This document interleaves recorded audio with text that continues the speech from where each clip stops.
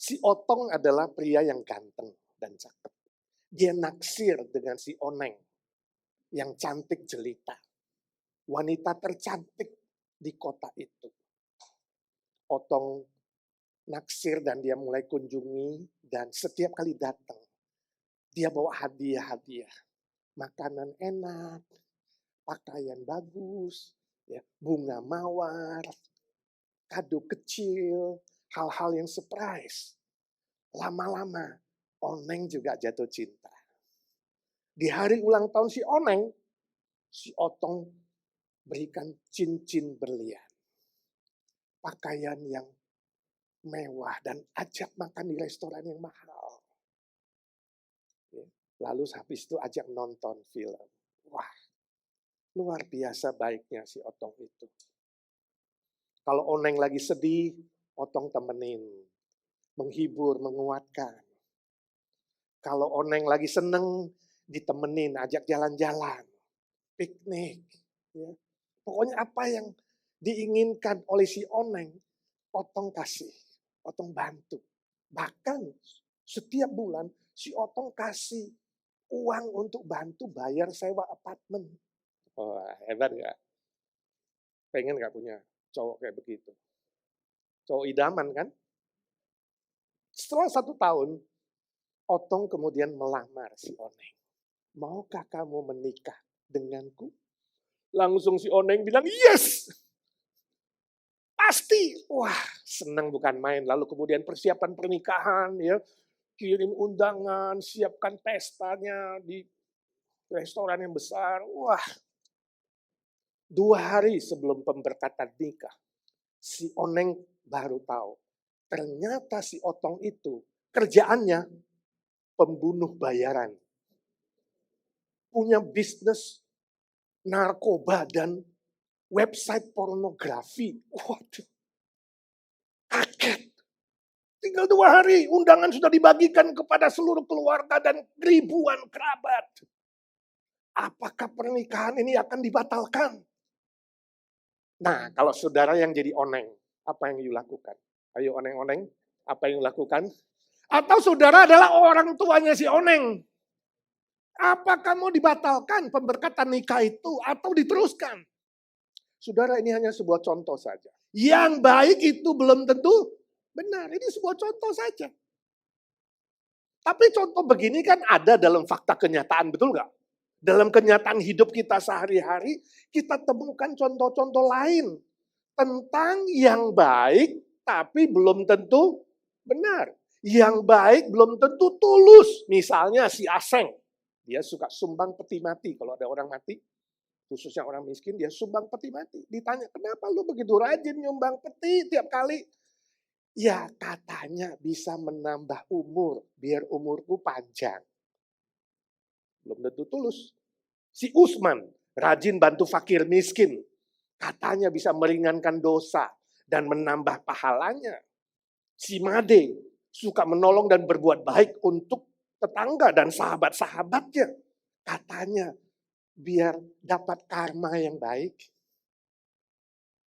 Lalu kemudian Menteri Anu suka buat baik, menolong organisasi sosial, ya kan, sekolah-sekolah dibantu, panti asuhan, panti jompo, organisasi-organisasi non-profit, wah dibantu dengan uang yang banyak. Tapi uangnya adalah hasil korupsi. Si Robin Hood suka bagi-bagi uang kepada orang-orang miskin. Tapi uangnya dari hasil merampok orang-orang kaya dan orang-orang koruptor itu. Baik gak? Baik. Perbuatan baik tapi tidak benar. Ini contoh. Ya. Ada agenda pribadi. Ada udang di balik batu di situ. Nah, minggu lalu kita sudah belajar bahwa beriman saja tidak cukup. Di atas iman saudara, saudara harus tambahkan kebajikan. Itu tangga pertama, lantai pertama dari 7 lantai bangunan iman itu. Iman saja tidak cukup. Kalau iman saja tidak ada kebajikan, itu iman yang kosong. Iman yang mati. Nah, kebajikan adalah lantai pertama. Dari 7 lantai atau 7 tangga pertumbuhan iman. Tapi kita juga melihat bahwa ternyata yang baik itu belum tentu benar.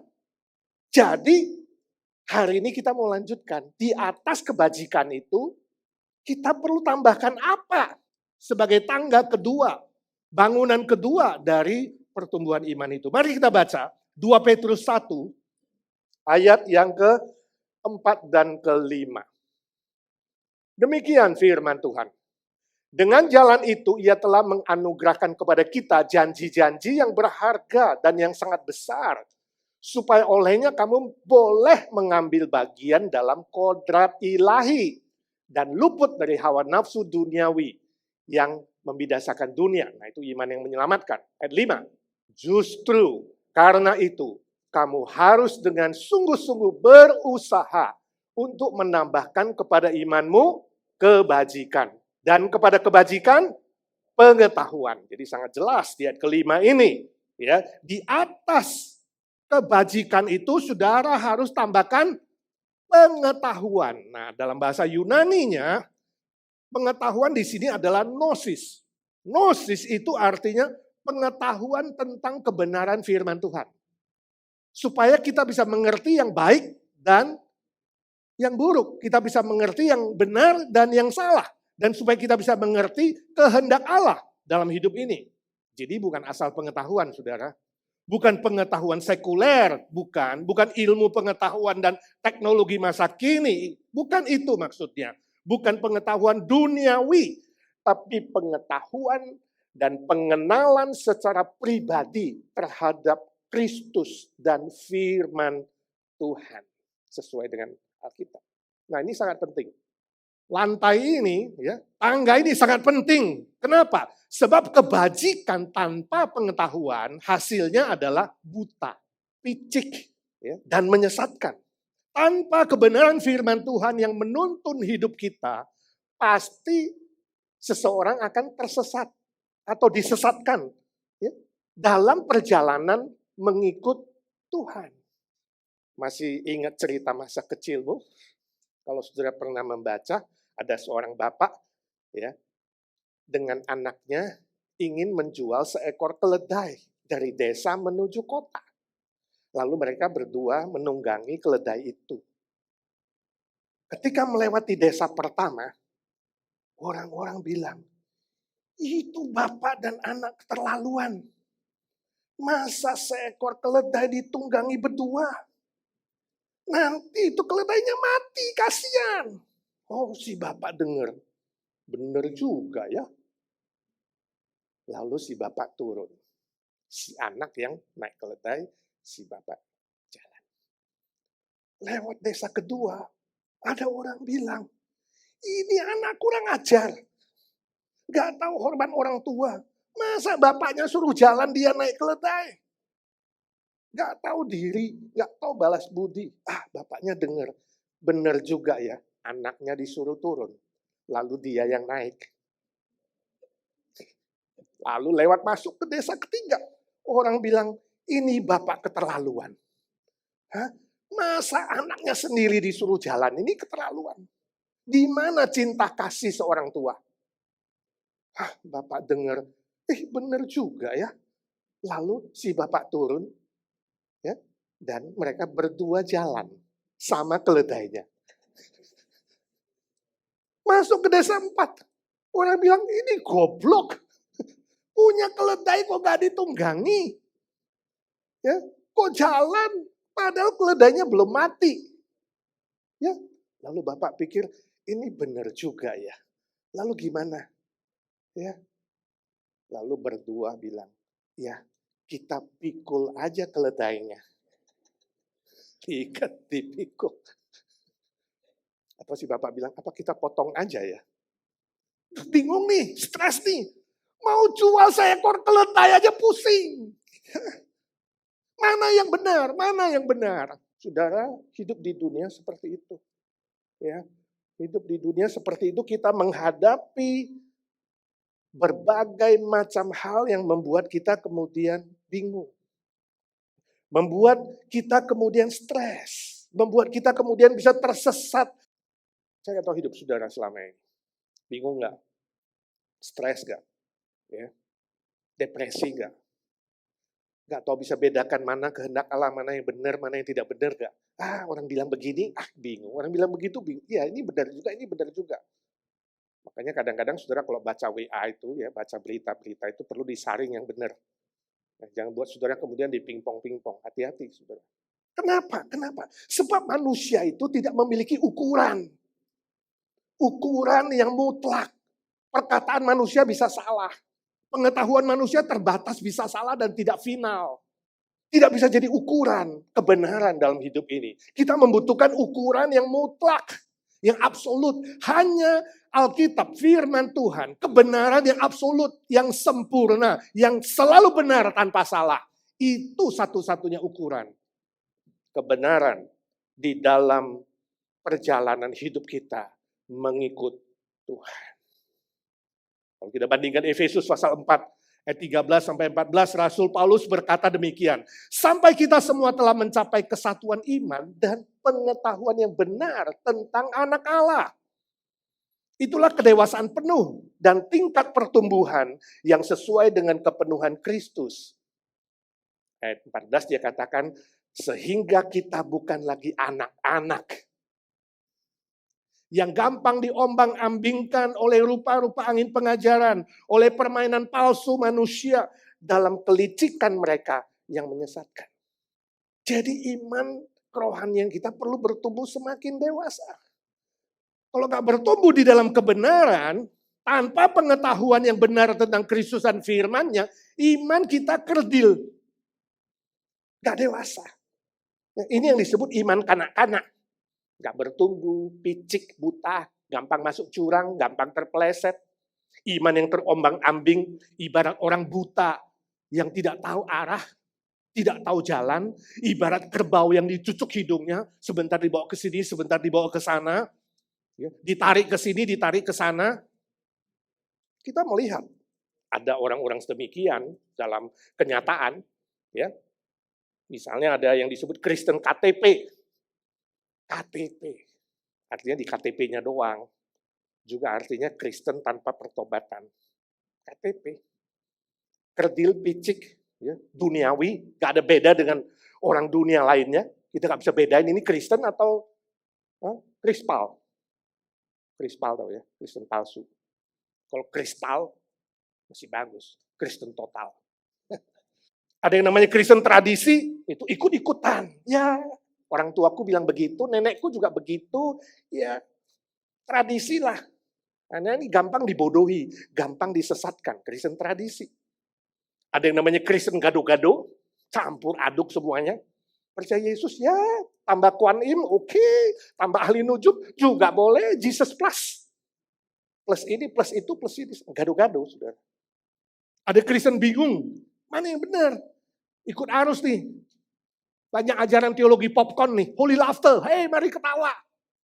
Golden dust, wah mengharapkan emas, debu emas turun. Diamond dust, diamond bisa turun. Macam-macam, yang muntah-muntah, yang jatuh-jatuh. Mulai bingung, ke sini ke sana, gampang diombang-abingkan, ikut tren. Trennya apa sekarang? Trennya. Ada juga Kristen tidak tahan lama, mudah tersinggung.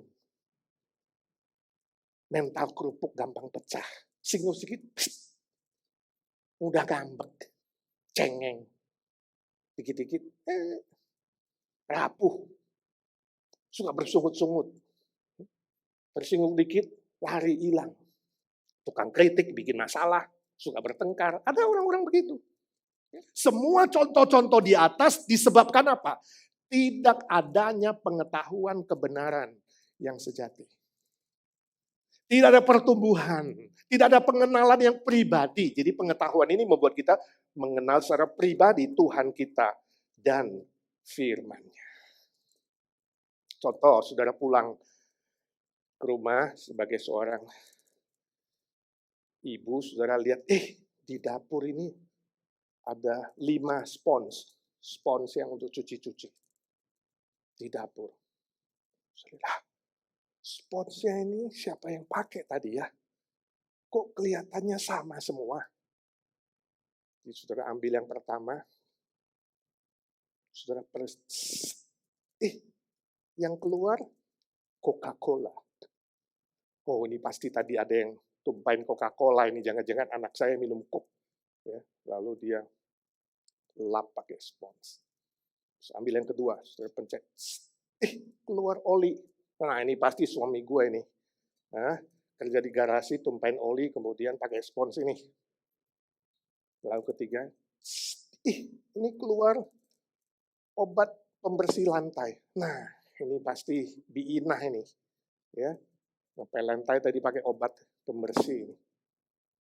Yang keempat, terus lagi, keluar bedak baby. Ini pasti babysitter nih tadi jaga baby ini. Ya, bedak-bedak tumpah kemudian dibersihin.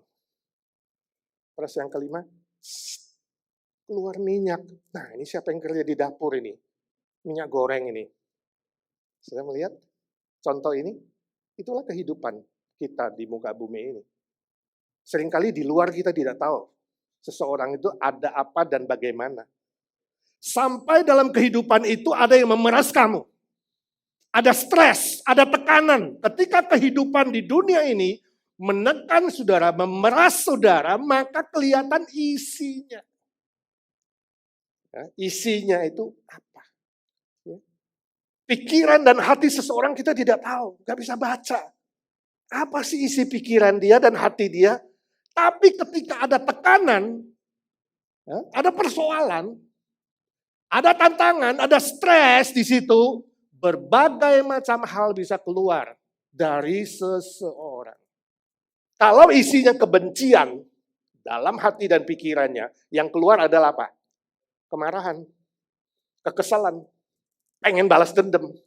Awas dia ya. Gue cari kesempatan, kempesin mobil gue, ntar gue kempesin 4-4. Kenapa? Kebencian. Kalau dalamnya ada kepahitan, ketika ditekan oleh kehidupan yang keluar apa? Kesedihan, nangis, air mata, ya, kecewa, putus asa. Kalau di dalamnya kegagalan, sering gagal, yang keluar adalah apa? Frustrasi, bingung, depresi, gak tahu mau bagaimana menghadapi hidup. Kalau isinya adalah kemunafikan, maka yang keluar adalah apa?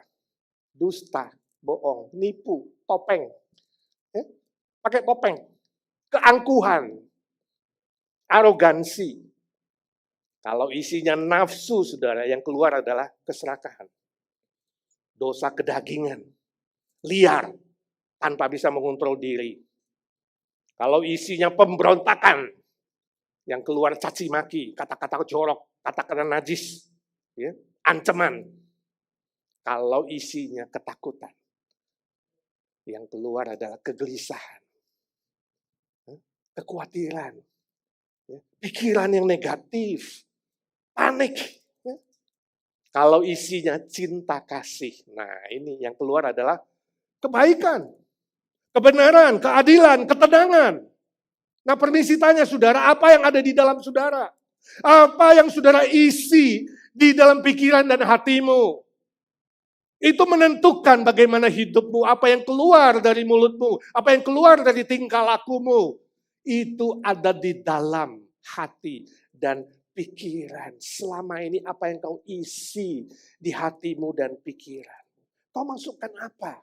Kalau hari ini kau memasukkan Tuhan Yesus ke dalam hati dan pikiranmu, maka dia akan mencurahkan cinta kasih-Nya, sukacita pengampunan, kepastian keselamatan, sukacita dari sorga, damai sejahtera yang sejati. Maka ketika ada tekanan hidup, ketika ada persoalan dalam hidup ini, yang keluar dari hidup saudara seharusnya adalah cinta kasih Yesus juga. Ya kan? Karena dalamnya ada cinta kasih Yesus. Yang keluar harusnya kata-kata iman yang menguatkan. Yang keluar harusnya kesabaran, kebaikan, keadilan, kerinduan untuk berdoa, murah hati, pengen memuji Tuhan dan beribadah, dan tingkah laku yang baik dan benar. Betul? Amin? Seharusnya itu kan? Tapi saudara, kenapa kadangkala yang keluar itu beda? Walaupun seorang mengatakan, aku punya Yesus Kristus. Kenapa yang keluar adalah mirip dengan orang dunia? Bahkan kadang lebih buruk dari orang dunia. Padahal dia katakan, di dalamku ada kasih Tuhan Yesus. Sebab iman dia tidak bertumbuh normal dan sehat. Itu masalahnya. Ya. Jangan-jangan pikiran dan hati saudara tidak ada kebenaran firman Tuhan yang rutin yang masuk di dalamnya. Sehingga kerdil dan tidak bertumbuh. Sebab itu saudaraku yang kekasih, mari kita bertekad mengisi pikiran dan hati kita secara rutin. Pengetahuan kebenaran firman Tuhan. Amin. Kalau saudara tahu ya, dan mengisi dan mengenal Tuhan Allah itu maha kasih, maka akan membuat saudara hidup juga dalam kasih. Kalau saudara mengenal dan mengalami Tuhan itu maha baik, maka dalam hidup saudara akan keluar kebaikan. Kalau saudara tahu dan mengalami Tuhan itu maha kudus, saudara akan hidup dalam kekudusan. Dan kalau saudara tahu dan mengalami Tuhan Allah itu adil, maha adil, saudara akan hidup takut akan Tuhan dan takut terhadap penghakimannya. Dan kalau saudara tahu Tuhan Allah itu adalah maha cemburu, saudara akan setia menyembah dan melayani Dia. Satu-satunya, tidak ada tambah yang lain. Dan kalau saudara tahu Tuhan Allah itu maha benar, saudara akan hidup dalam kebenaran. Amin. Itulah hubungan pengetahuan yang membuat saudara mengenal dan kemudian melahirkan tingkah laku yang benar. Saya baca cerita dari seorang dokter namanya Dr. Rowling, ada di Jerman. Dia kerja di rumah sakit dan suatu hari dia dinas jaga malam. Nah, waktu dinas jaga malam itu ada seorang yang meminta dia, "Dok, aku gak bisa tidur, aku takut ada kegelapan. Doakan aku, Dok." Dokter itu pikir, aku sudah lama tidak bisa berdoa. Sudah lama juga tidak berdoa. Tapi ya udahlah, saya akan coba. Lalu pasien itu bilang, "Pegang dadaku, doakan aku. Saya melihat ada neraka yang mengerikan. Aku takut, gelap sekali. Neraka itu mengerikan." Lalu dokter itu taruh tangannya di dadanya. Lalu berdoa, memohon Tuhan Yesus mengangkat ketakutan dia. Dan malam itu si pasien bisa tidur. 2 hari kemudian, pasien itu sembuh, sehat, dan boleh pulang. Sebelum pulang, Dr. Rowling bilang, "Bolehkah saya bertanya satu pertanyaan? Saya ingin tahu cerita tentang neraka yang kamu lihat pada malam itu waktu aku doakan kamu." Lalu pasien itu bilang, "Neraka apaan? Nggak ada neraka. Yang saya lihat adalah sebuah taman yang indah, yang luar biasa, yang belum pernah aku lihat, indah sekali. Belum pernah ada di dunia ini." Dokter itu bingung. Pasien itu pulang. Kemudian Dr. Rowling sampai di rumahnya malam hari, dia masuk ke ruang bacanya, dia cari di rak bukunya. Cari apa? Dia mau cari Alkitab. Dari sekian banyak buku kemudian dia lihat, ini Alkitab. Tapi sudah penuh dengan debu. Dia bersihkan debu itu dan dia mulai baca. Dan singkat cerita, Dr. Rowling menyaksikan dia lebih mengenal Tuhan, dia lebih mengenal juru selamat, dia jadi orang Kristen yang baik, dia melayani pasien dengan bercerita tentang Tuhan Yesus. Bahkan dia bisa menulis sebuah buku yang berjudul Hidup Melalui Pintu Kekristenan. Wah, hidupnya efektif dan produktif. Luar biasa, jadi berkat untuk banyak orang. Saudara, ini adalah kesaksian yang indah, bukan? Amin? Ini kesaksian yang indah. Permisi tanya, apakah Alkitab saudara berdebu? Atau saudara bilang, "Pak, gak pernah punya Alkitab tuh." Nah, beli satu. Kapan terakhir saudara membaca Alkitab saudara dan merenungkannya dan menikmati persekutuan dengan Tuhan? Kapan? Kapan saat teduh saudara terakhir dengan tenang? Sibuk, Pak, gak punya waktu. Benar, yang benar gak punya waktu. Tuhan bilang, "Aku kasih kamu 24 jam loh." Hati-hati loh, jangan sembarang bilang gak punya waktu loh. Nanti di diskon. Atau mau ditambah, Tuhan bisa nambah waktumu supaya banyak. Gak percaya banyak waktu. Tanya mereka yang di rumah sakit. Kalau udah jatuh sakit banyak waktu gak? Kalau harus karantin, banyak waktu gak? Bingung mau ngapain, waktu kelebihan.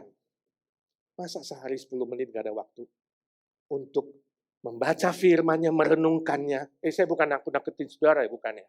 Jangan tunggu sampai itu. Ingat, pengetahuan tentang Kristus dan firman-Nya membuat saudara lebih mengenal dia secara pribadi, mengenal dia dan karyanya.